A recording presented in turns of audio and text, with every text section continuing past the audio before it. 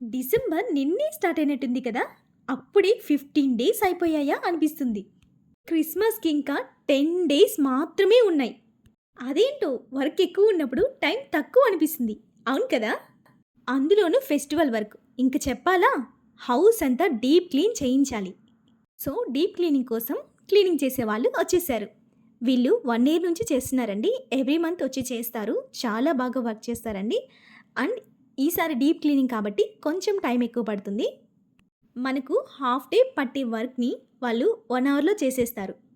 ఎందుకంటే వాళ్ళు 3, 4 మెంబర్స్ వస్తారు కాబట్టి. చూస్తున్నారు కదా! ఎంత చక్కగా క్లీన్ అయిపోయిందో. కిచెన్ క్లీన్ అయిపోయిందంటే సగం వర్క్ అయిపోయినట్టే అండి. నెక్స్ట్ మన హాల్‌లోని ర్యాక్స్, టీవీ యూనిట్.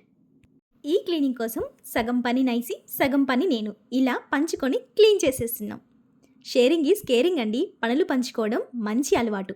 పిల్లలకి ఖచ్చితంగా నేర్పించాలి. ఫైనల్‌గా దేవుడిచ్చిన శక్తిని, జ్ఞానాన్ని బట్టి ఇలా సర్దుకున్నామండి. ఎంత సర్దినా సరే ఇక్కడ టీవీ యూనిట్ ఉంది చూసారా? ఇక్కడ. ఒక 2 డేస్‌లోనే ఏవేవో థింగ్స్ వచ్చేస్తాయండి. మీ ఇంట్లో కూడా ఇలాంటి ప్లేస్ ఏదో ఒకటి ఉంటుంది కదా! ఖచ్చితంగా ఉంటుంది. నైసి చూసారా? బొమ్మల్ని ఎంత చక్కగా సర్దుకున్నాడో.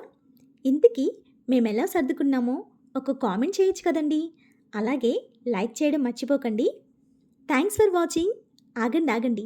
మీకోసం మరొకసారి మా ఇంట్లో ఉన్న స్పెషల్ ప్లేస్. మరిన్ని వీడియోస్ కోసం ఫాలో మై ఛానల్.